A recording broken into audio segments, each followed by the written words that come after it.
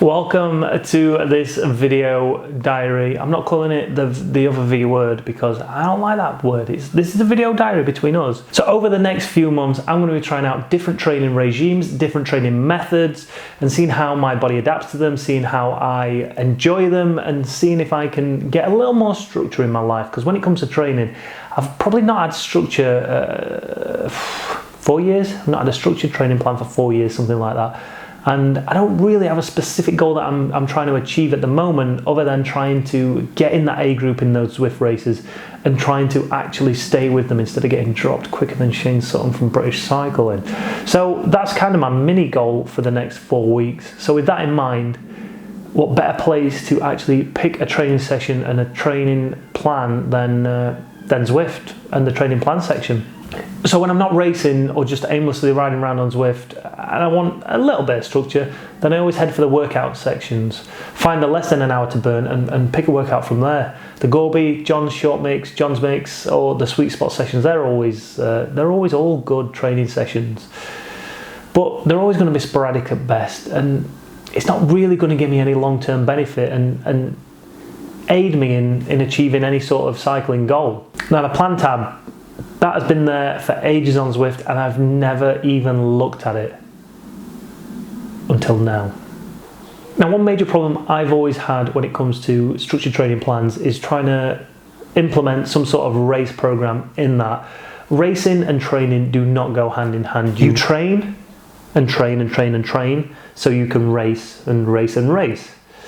But when you try and train as hard as you can and throw a few races in there where you want to be racing as hard as you can, it's never going to work. So what I always tended to do was, if I had a race coming up, I'd probably knock 10, 20, maybe even 30% off my training sessions, which would obviously impact overall my training when I got to the actual event that I wanted to. But it meant that during that little race in between the training, that I could perform a little bit better. But did I ever actually perform any better? I'm not too sure. It always made me feel better. So this time, there's none of that. I'm not going to stop, I'm not going to go easy, I'm going to do the training session as it's planned, 100% down the line. And if I'm racing, well, tough Pritch, you're just going to have to non-gender up, okay? So as you can see in the training plans tab, that there's loads of different training plans to have a go at. From short interval-based maximum effort training sessions, which is the one I'm going to be picking, to those more sustained, longer efforts where you're going to be putting a few more hours in on the bike, and obviously your ultimate goal will be a sportive or a long distance race. What are these? Oh God, running plans. There's running plans. So currently, based on my mini goal, which is trying to achieve A group standard and actually being able to try and stay in that A group and get to a sprint in an A group, the Crit Crusher is the workout that I've selected. It's a 4 to 8 week training course. I've selected 4 weeks because I don't want to spend more than a month on it, and then I can move on to the next training plan. Like I say, I'm not gonna go any easier in the training sessions. If there's a race coming up, I'm just gonna power through all the way. But it's gonna be interesting to see how I get on in week 4 and then the following week, which would technically be week 5, because week 4 is actually a tapering week. So it's going to allow me to start to feel a little bit fresher in those races. So it's going to be interesting to see if there is a difference in how I feel during the races throughout the 4 weeks. The reason I've picked the Crit Crusher is it most replicates racing on Zwift. Short, sharp efforts, relentless attacking, relentlessly around that FTP for huge amounts of time. And I think it's probably going to be the best one that's going to give me the biggest bang for my buck for when it comes to trying to achieve what I'm actually trying to achieve out of my goal. So every week we're going to break down the training that I've done. We're going to look at the training that's coming up ahead and just talk through it, just to see how it's getting on and see if I'm seeing the benefits out of it. Now, it's obviously still early days yet. It's only the first week.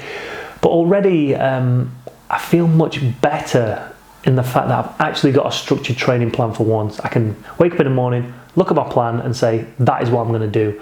And everything that I've done so far, I've not thought, that's going to be too hard, that's going to be too demanding, because it is only 4 to 6 hours per week on the training. So it's not time consuming. You can get in, you can get your sessions done. The longest session I did this week was 1 hour 40, which I think was almost 60k in the end, which was a really good ride.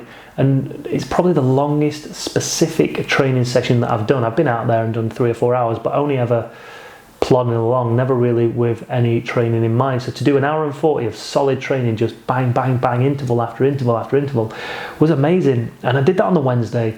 Didn't really feel any fatigue after it. Thursday morning felt fine. Thursday night came to race the Kiss Choice race, and yeah. Lads, go on without me. I've cracked. I'm done.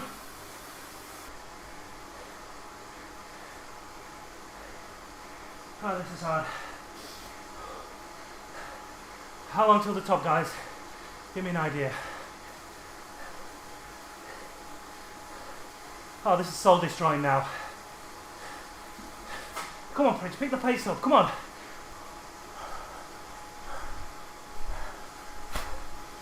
Alright, I've just been sick of my mouth. Alright? I think from that it was clear that I had some serious fatigue in my legs. It wasn't like I could actually dictate the pace that I wanted to go. I know what numbers I can roughly push for a certain amount of time, but I couldn't get anywhere near them without just feeling like I was going to die. So the fatigue had obviously set in by then. Friday I felt alright. I did a zone 1, I think it was a zone 1 hour ride. Yesterday was a nice split session, so zone 2 for half an hour and then zone 3 for 20 minutes. Towards the end of that 20 minutes it was starting to pinch just a little bit in those legs, but overall it was a good session. And today I'm just about to jump on the bike and finish off the last session of the week, which is hill reps, 55 minutes. We've got some zone 4 and zone 1 recovery in there as well. So looking ahead to next week's session, I've got it all here on my phone on the Zwift companion.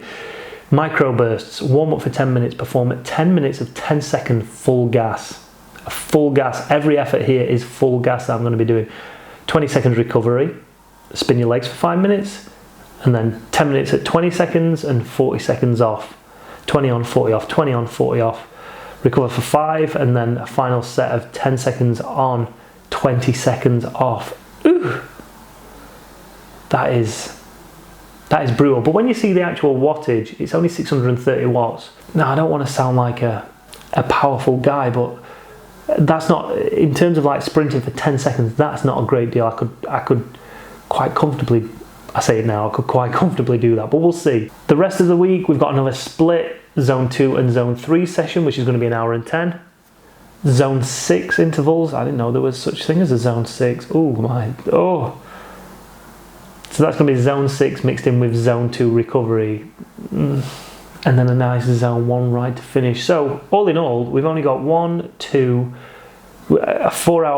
4-hour effort week. So we're going to throw a race in there as well. Yeah, really looking forward to this next week of training. It's going to be good fun.